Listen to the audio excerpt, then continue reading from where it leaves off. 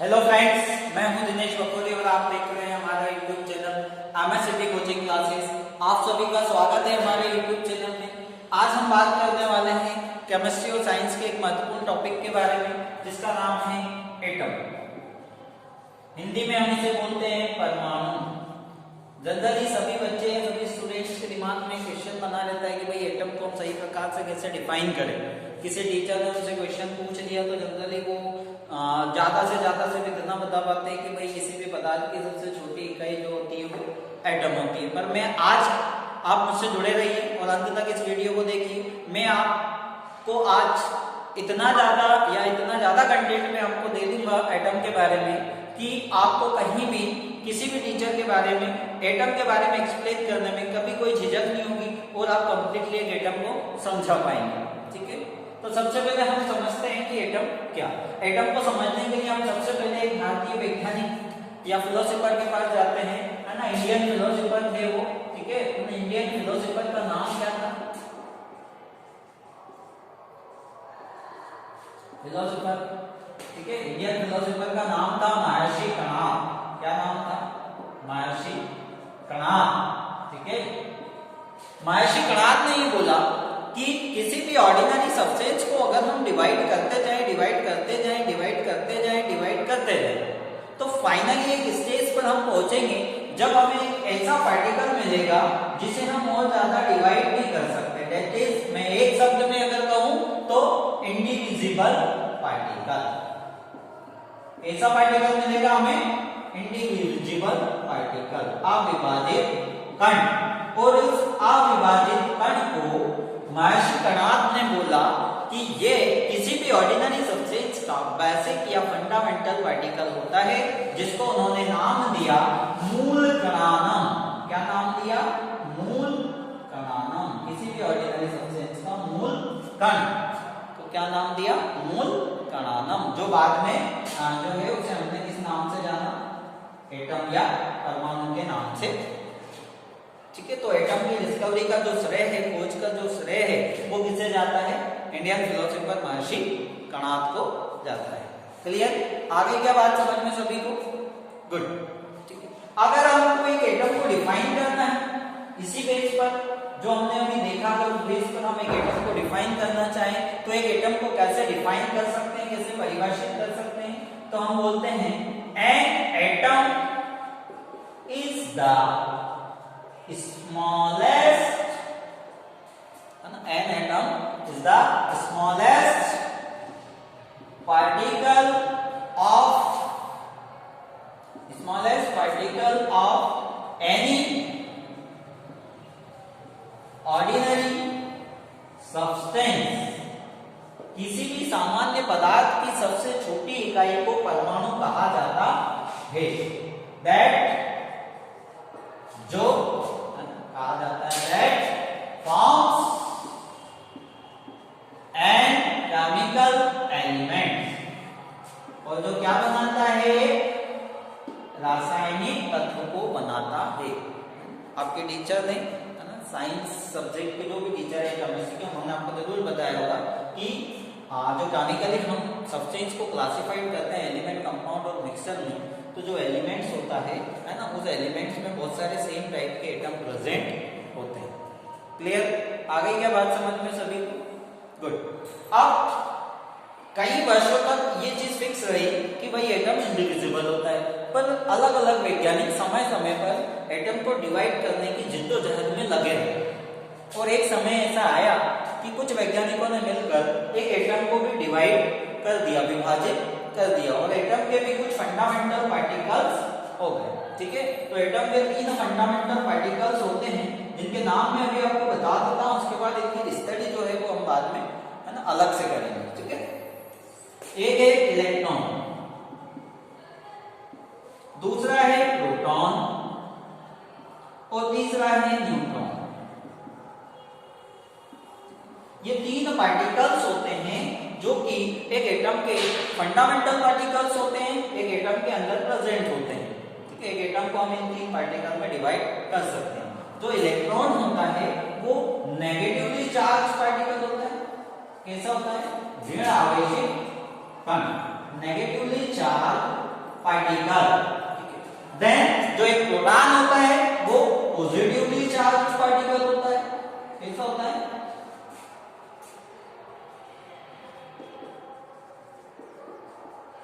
ठीक है। और जो न्यूट्रॉन होता है वो न्यूट्रल पार्टिकल होता है, दैट इज इस पर कोई भी चार्ज प्रेजेंट नहीं होता। आप वीडियो को देखते रहिए, इन तीनों पार्टिकल्स के बारे में हम थोड़ा सा डिटेल में जानेंगे। उसके पहले हम ये समझते हैं कि एक जो एटम होता है वो दिखता कैसे है, या एटम में कौन कौन से पार्ट्स होते हैं। तो एक एटम के मेनली दो पार्ट्स होते हैं, डेफिनेशन होगी। ठीक है, अब आगे बढ़ते हैं। एटम के जो मेनली पार्ट्स होते हैं वो दो पार्ट होते हैं, पार्ट्स ऑफ एटम। ठीक है, अगर हम बात करें किसी पार्ट्स ऑफ एन एटम, तो एक एटम के दो हिस्से होते हैं। ठीक है, एक होता है उस एटम का न्यूक्लियस। क्या होता है? न्यूक्लियस, जो कि एटम का कौन सा पार्ट होता है?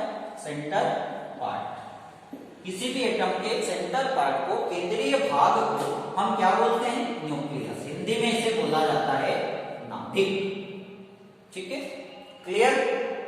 आगे क्या बात समझ में? केंद्रीय भाग तो क्या बोला जाता है? न्यूक्लियस बोला जाता है। क्लियर? समझ में आ गई बात? ठीक। दूसरा जो पार्ट होता है एटम का वो होता है क्या? सर्कुलर पाथ्स, जिनको हम बोलते हैं सेल्स। क्या होता है? सेल्स। ठीक है, ये होते हैं circular paths around the nucleus. Nucleus के आसपास वृत्ताकार मार्ग जो होते हैं उन्हें क्या बोला जाता है? सेल्स। हिंदी में हम इनको बोलते हैं कोश। क्या बोलते हैं? कोश। इनको ऑर्बिट्स या कक्षाएं भी बोला जाता है। ठीक है, वृत्ताकार मार्ग। अगर एक एटम को मैं बनाने की कोशिश करूं तो कैसे बनाऊं, रिप्रेजेंट करूं टू डायमेंशन में ऑन पेपर? अगर मुझे बनाना है तो सिंपली आपको कुछ नहीं करना है फ्रेंड्स, बीच में एक डार्क सर्कल बना देना है, जिसमें आप चाहो तो एक पॉजिटिव पार्ट, ऐसे पॉजिटिव का साइन बना सकते हो, प्लस का साइन बना सकते हो। वो क्यों बना सकते हो वो मैं आपको बताने वाला हूँ अभी। ठीक है, और इसके आसपास ऐसे सर्कुलर पाथ बना सकते हो। ठीक है, ये जो सर्कुलर पाथ्स हैं, है ना, इनको हम क्या बोलते हैं? सेल्स। क्या बोलते हैं? सेल्स। और ये जो डार्क पॉजिटिव लिखा हुआ या धनावेश बना हुआ पार्ट है, इसको हम बोलते हैं क्या? न्यूक्लियस या नाभिक। आगे क्या बात समझ में कि नहीं आई? बोलो। अब ये जो सेल्स होती हैं एटम, इन सेल्स में प्रेजेंट होते हैं नेगेटिवली चार्ज पार्टिकल्स। देखो, मैं एक एटम का स्ट्रक्चर आपको डायरेक्टली समझा रहा हूं। आप ये मत समझना कि सर बिना किसी कॉन्सेप्ट, बिना किसी प्रिंसिपल के हमको एक एटम को कंप्लीटली समझा दिया कि न्यूक्लियस भी होता है, सेल्स भी होती है ना। जबकि एक एटम का स्ट्रक्चर के लिए तो अलग अलग साइंटिस्ट ने अलग अलग कॉन्सेप्ट, प्रिंसिपल्स दिए हैं, है ना, स्ट्रक्चर के लिए मॉडल दिए हैं। ठीक है, वो सारी चीजें एक तरफ रखो। अभी मान लीजिए हमको ये समझना है कि एटम है क्या।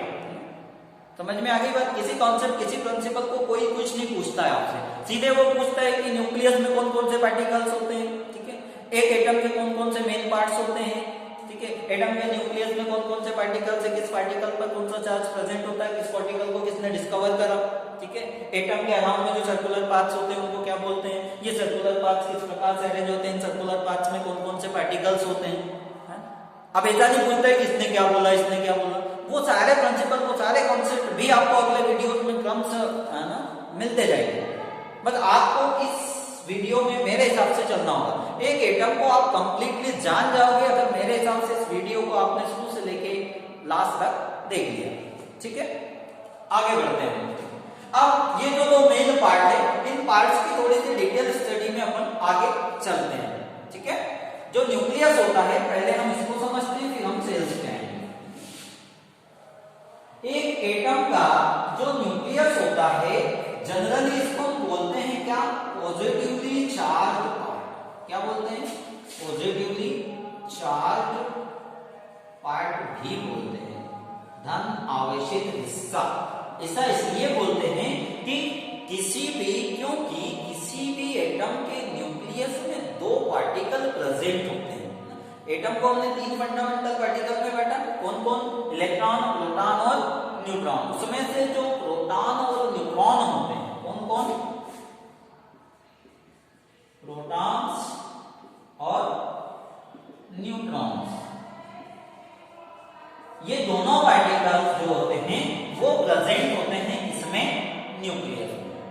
मतलब एक जो एटम है, एटम का जो न्यूक्लियस होता है ना, उसमें दो पार्टिकल प्रेजेंट होते हैं। कौन कौन? प्रोटॉन्स और न्यूट्रॉन्स। आगे क्या बात समझ में सभी को? अब ये जो प्रोटॉन्स होते हैं ये होते हैं पॉजिटिवली चार्ज पार्टिकल। कैसे होते हैं ये मैं आपको अभी बता रहा हूं। पॉजिटिवली चार्ज पार्टिकल्स कैसे पार्टिकल्स होते हैं? Positively charge particles. और प्रोटॉन पर जो चार्ज प्रेजेंट होता है वो होता है यूनिट पॉजिटिव चार्ज। कितना चार्ज होता है? Unit positive charge present on proton. एक प्रोटॉन पर एक धनावेश उपस्थित होता है। तीसरी चीज, जो प्रोटॉन होते हैं है ना, इन प्रोटॉन्स की जो खोज है ना, मतलब प्रोटॉन को जो डिस्कवर करने का श्रेय जाता है, प्रोटॉन को डिस्कवर करने का श्रेय जाता है किसको? मालूम है आपको? नहीं। ई गोल्डस्टीन, यूगल गोल्डस्टीन बोलते हैं, ठीक है। इन्होंने प्रोटॉन को डिस्कवर करा था, पर प्रोटॉन को प्रोटॉन नाम इन्होंने नहीं दिया था, बस ये बता दिया था कि भाई एक एटम के न्यूक्लियस में एक पॉजिटिवली चार्ज पार्टिकल होता है। प्रोटॉन को प्रोटॉन नाम देने का जो श्रेय है वो किनको जाता है? ई रदरफोर्ड, हांस रदरफोर्ड और यूगल गोल्डस्टीन, ठीक है। इन्होंने प्रोटॉन को प्रोटॉन नाम दिया था, ठीक है। जबकि पॉजिटिवली चार्ज पार्टिकल न्यूक्लियस में प्रेजेंट होता है, इसके बारे में किसने बताया था? ई गोल्डस्टीन। क्लियर? आगे क्या बात समझ में? एक और मेन कहानी जो है वो प्रोटॉन्स के बारे में होती है, जिसके बारे में अगले वीडियो में हम डिटेल में स्टडी करेंगे, पर मैं यहाँ पर आपको बता देता हूँ कि जो नंबर ऑफ प्रोटॉन्स होते हैं, कौन? नंबर ऑफ प्रोटॉन्स, जनरली इनको बोला जाता है क्या? Atomic number of an atom, परमाणु संख्या बोला जाता है। क्या बोला जाता है? परमाणु संख्या। मतलब किसी एटम के न्यूक्लियस में, किसी परमाणु के नाभिक में जितने प्रोटॉनों की संख्या होती है, वो प्रोटॉनों की संख्या उस एटम के एटॉमिक नंबर को रिप्रेजेंट करती है। क्लियर? कहानी क्लियर है सभी को? आगे बढ़ो। अब हम बात करते हैं न्यूट्रॉन्स की, ठीक है। न्यूट्रॉन्स क्या होते हैं? तो ये होते हैं न्यूट्रल पार्टिकल्स होते हैं। न्यूट्रल पार्टिकल्स का मतलब होता है इनका कोई चार्ज प्रेजेंट नहीं होता है, ये उदासीन कण होते। आगे क्या बात समझ? साथ ही साथ अब जो कि इनका चार्ज तो कोई प्रेजेंट नहीं होता, ये न्यूट्रल पार्टिकल होते हैं, ठीक है। इनको जो डिस्कवर था वो किसने किया था? जे चैडविक, जेम्स चैडविक नाम के एक वैज्ञानिक थे। जेम्स चैडविक नाम के वैज्ञानिक ने इन न्यूट्रॉन्स को जो है वो डिस्कवर किया था, या न्यूट्रॉन नाम के न्यूट्रल पार्टिकल को डिस्कवर किया था। इनके भी अपने अपने अलग अलग एक्सपेरिमेंट है। प्रोटॉन को डिस्कवर करने के लिए भी जो है गोल्डस्टीन ने एक एक्सपेरिमेंट किया था, उसके थ्रू उसने पता लगाया था कि भाई प्रोटॉन जो है पॉजिटिवली चार्ज पार्टिकल जो है वो एक एटम के न्यूक्लियस में प्रेजेंट होता है। सेम है न्यूट्रॉन के लिए भी जेम्स चैडविक ने एक्सपेरिमेंट किया था और उसके थ्रू ये पता लगाया था। क्लियर? आगे क्या कहानी समझ में? तो ये न्यूट्रॉन और ये प्रोटॉन, ये दोनों ही जो पार्टिकल्स होते हैं वो कहाँ प्रेजेंट होते हैं? एटम के न्यूक्लियस में। ये क्या है? एटम का न्यूक्लियस। क्या है बेटा? ये एटम का न्यूक्लियस। तो फ्रेंड्स आप सभी को समझ में आ गया। एक और कहानी प्रोटॉन्स और न्यूट्रॉन्स से जुड़ी हुई है ना, एक और कॉन्सेप्ट जुड़ा हुआ है। वो कॉन्सेप्ट क्या है वो भी मैं आपको यही बता देता हूँ कि जो प्रोटॉन और न्यूट्रॉन्स होते हैं, इन दोनों का जो सम होता है, मतलब sum of number of protons and neutrons, इन दोनों के सम को, that is protons positively charge particle plus neutrons negative neutral particle, इस पॉजिटिवली चार्ज पार्टिकल और न्यूट्रल पार्टिकल्स की जो टोटल संख्या होती है, इन दोनों का जो सम होता है उसको हम बोलते हैं एटॉमिक मास। क्या बोलते हैं? Atomic mass. हिंदी में इसको बोलते हैं परमाणु द्रव्यमान। क्या बोलते हैं? परमाणु द्रव्यमान। ठीक है। हाँ, ये क्या होते हैं इनके बारे में डिटेल में हम नेक्स्ट वीडियो में जानेंगे, क्योंकि सारी चीजें हम यहाँ एक ही वीडियो में नहीं कर सकते। पर एक एटम को अगर बेसिकली आपको वाई डिस्क्राइब करना है तो आपको इस वीडियो को पूरा देखना पड़ेगा और इस वीडियो को पूरा समझना पड़ेगा। क्लियर है? दोनों पार्टिकल समझ में आ गए, न्यूक्लियस समझ में आ गया कि न्यूक्लियस एक और कहानी मैं आपको बता दूं कि न्यूक्लियस जो होता है वो बहुत ज्यादा छोटा स्पेस होता है, very little space of atom. एक एटम का बहुत छोटा हिस्सा या जगह जो होती है उसको एक न्यूक्लियस कहता है, और ये पॉजिटिवली चार्ज स्फीयर होता है या पार्ट होता है, ठीक है, जिसमें protons positively charge particle, neutrons neutral particle present होते हैं। एक एटम का जो पूरा मास होता है, समझना वाला, पूरा भार जो होता है ना, वेट बोलते हैं जिसको, एक एटम का पूरा मास या भार या वेट जो होता है वो किसके कारण होता है, इन दोनों पार्टिकल्स के कारण होता है, या फिर यूं बोले डायरेक्टली अब क्या बोलेंगे, न्यूक्लियस के कारण होता। आगे क्या बात समझ में सभी को? तो ये था न्यूक्लियस। अब दूसरा जो मेन पार्ट होता है एटम का, वो क्या होता है मालूम है आप सभी को? अभी थोड़ी देर पहले मैंने आपको बताया इसी वीडियो में, सेल्स। सेल्स जो होते हैं वो सर्कुलर पाथ होते हैं जो एक एटम के न्यूक्लियस के अराउंड में प्रेजेंट। तो दूसरे मेन पार्ट की बात करते हैं, ठीक है। दूसरा मेन पार्ट होता है सेल्स। इनको क्या बोलते हैं? सेल्स आर ऑर्गेन्स, कोश या कक्षा। एक एटम के आसपास, न्यूक्लियस के आसपास, एक एटम में न्यूक्लियस के आसपास जो सर्कुलर पाथ्स प्रेजेंट होते हैं, इन सर्कुलर पाथ्स को हम क्या बोलते हैं? सेल्स या ऑर्बिट्स बोलते हैं। इन सर्कुलर पाथ में प्रेजेंट होते हैं कौन? इलेक्ट्रॉन्स। कौन प्रेजेंट होते हैं फ्रेंड्स? इलेक्ट्रॉन्स प्रेजेंट होते हैं। आगे क्या बात समझते हैं? और इलेक्ट्रॉन्स के बारे में हम थोड़ा सा जाने कि इलेक्ट्रॉन्स जो होते हैं वो कैसे होते हैं? नेगेटिवली चार्ज पार्टिकल्स होते हैं। कैसे होते हैं? Negatively charge particles. Electrons are the negatively charge particles. ऋण आवेशित कण होते हैं जो कहां प्रेजेंट होते हैं? They are present in shells. कोश या कक्षाओं में उपस्थित होते हैं, नेगेटिवली चार्ज पार्टिकल होते हैं। एक इलेक्ट्रॉन, ठीक है, an electron has unit negative charge. कितना नेगेटिव चार्ज होता है इसके ऊपर? यूनिट नेगेटिव, इकाई ऋण आवेश उपस्थित होता है। जैसे एक प्रोटॉन पर इकाई धनावेश प्रेजेंट होता है, वैसे ही एक इलेक्ट्रॉन पर इकाई ऋण आवेश प्रेजेंट होता है या उपस्थित। क्लियर? कहानी समझ में आ गई? They continuously revolve around the nucleus. ये लगातार न्यूक्लियस के आसपास जो सर्कुलर पाथ्स होते हैं उनमें घूमते रहते हैं। ये बेसिक सा नॉलेज जो आपको समझना है कि कॉन्सेप्ट वाइज और मॉडल वाइज में आपको वो समझाऊंगा एक एटम के स्ट्रक्चर को, तब आपको वो चीजें धीरे धीरे क्लियर होती जाएंगी। आगे के यहाँ तक की बात समझ में सभी को। अब हम डिस्कवरर की बात कर रहे हैं, इसका जो खोज करता है वो कौन था? तो एक इलेक्ट्रॉन जो होता है उसकी जो खोज थी वो किसने की थी? पता है आप लोगों को? नहीं, मैं बता दूं। जे थॉमसन, ठीक है, क्या नाम था वैज्ञानिक का? जे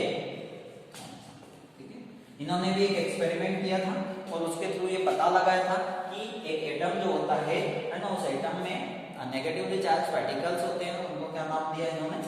इलेक्ट्रॉन्स। क्लियर? आगे के बाद समझ में के नहीं आई फ्रेंड्स? तो एक एटम अब आपको क्लियर हो गया कि भाई एक एटम जो होता है उसमें एक न्यूक्लियस होता है जो पॉजिटिवली चार्ज स्फीयर होता है। वो भी किसके कारण? कि उसमें दो पार्टिकल्स होते हैं, एक प्रोटॉन होता है पॉजिटिवली चार्ज पार्टिकल होता है, एक न्यूट्रॉन होता है जो न्यूट्रल पार्टिकल होता है। क्लियर? ये दोनों पार्टिकल जो प्रेजेंट होते हैं वो न्यूक्लियस में होते हैं। क्योंकि न्यूट्रॉन न्यूट्रल पार्टिकल होता है, इसलिए सिर्फ प्रोटॉन पर पॉजिटिव चार्ज होने के कारण ऑल ओवर न्यूक्लियस जो होता है वो पॉजिटिवली चार्ज पार्ट होता है और बहुत कम जगह पर भी होता है। अगर पूरे एटम की तुलना में न्यूक्लियस के है ना वॉल्यूम की बात करें तो ये नेग्लिजिबल भी हो सकता है इन टर्म ऑफ कंडीशंस। समझ में आ गई कहानी? चलो, तो ये था एक एटम। क्लियर है सभी को ना? किसी को अगर कुछ भी पूछना हो, कोई भी क्यूरीज हो, कोई भी क्वेश्चंस अगर आपके हो, तो आप हमारे इनबॉक्स में आकर हमको है ना क्वेश्चंस डाल सकते हैं या कमेंट करके क्वेश्चन डाल सकते हैं, या जो है मेरी आईडी पर मेरे नंबर्स हैं, मुझे व्हाट्सअप कर सकते हैं आपके क्वेश्चंस को। केमिस्ट्री से रिलेटेड हर एक क्वेश्चन, साइंस से रिलेटेड हर एक क्वेश्चन, है ना, 6 to 10th तक साइंस के किसी भी टॉपिक्स, चाहे वो फिजिक्स का हो, बायो का हो या केमिस्ट्री का हो, आपके हर एक क्वेश्चन को यहाँ पर सॉल्व किया जाएगा। अगर आप ये उम्मीद करते हैं कि आप हमसे आपके क्वेश्चंस का सॉल्यूशन चाहते हैं, तो आप बिल्कुल हमें क्वेश्चन सेंड करिए, आपको उसका सॉल्यूशन बहुत जल्द ही वापस जो है रिसेंड कर दिया जाएगा। ठीक है ना। अब हम आगे बात करते हैं। ठीक है, अगर आगे हम बात करने चलें तो एक एटम जो होता है वो इलेक्ट्रिकली न्यूट्रल होता है, ऐसा कहा जाता है। क्यों होता है? देखो, शेल्स में कौन प्रेजेंट होते हैं बेटा? इलेक्ट्रॉन। और न्यूक्लियस में कौन होते हैं?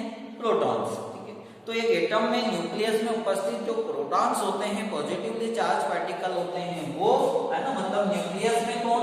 इन न्यूक्लियस कौन? इलेक्ट्रॉन्स या नेगेटिव प्रोटॉन्स या पॉजिटिवली चार्ज पार्टिकल, ठीक है, is equal to in shells कौन? Negatively charge particle, that is कौन? इलेक्ट्रॉन। एक एटम में जो न्यूक्लियस होता है उसमें positively charge particle, that is protons, and जो सेल्स होती है उनमें negatively charge particle, that is electrons, equal होते हैं। इसीलिए एक एटम जो होता है, होल एटम जो होता है, वो इलेक्ट्रिकली कैसा होता है? एक एटम इलेक्ट्रिकली न्यूट्रल होता है। और एक एटम इलेक्ट्रिकली न्यूट्रल क्यों होता है? उसके पीछे जो रीजन है, जो कारण है, वो क्या है कि एक एटम में पॉजिटिव और negatively charge particle, that is protons in the nucleus and electron in the shells are same. That's why an atom is electrically neutral. बहुत बार आपसे क्वेश्चन पूछा जाता है कि why an atom is electrically neutral, तो आपको यही बताना है। ठीक है, थैंक यू वेरी मच। इतने वीडियो में इतना काफी है। आप हमारे इस वीडियो को देखें, शुरू से लेके अंत तक देखें। इसके आगे का वीडियो नेक्स्ट वीडियो में जो है आपको मिलेगा। ठीक है, या इसका आगे का जो भी डिस्क्रिप्शन होगा वो आपको नेक्स्ट वीडियो में मिलेगा। आप इस वीडियो को शुरू से लेके अंत तक देखें, समझें। अगर कहीं पर कोई क्यूरीज आपकी खड़ी होती है तो आप कमेंट्स बॉक्स में अगर हमको कमेंट्स करके क्यूरी पूछ सकते हैं, या जो हमारी आईडी है उस पर हमारे व्हाट्सएप नंबर्स लिखे हुए हैं, व्हाट्सएप नंबर्स पे आप अपने क्वेश्चन को हमको सेंड कर सकते हैं, मेल आईडी पे हमको मेल कर सकते हैं। आपके हर एक क्वेश्चन का आंसर यहाँ पर दिया जाएगा। वीडियो को शेयर करना नहीं भूलें, वीडियो को लाइक करना ना भूलें, और साथ ही साथ इस चैनल को सब्सक्राइब करना भी ना भूलें। जिन बच्चों को जरूरत है वहां तक इस वीडियो को शेयर जरूर करें। आपको अगर जरूरत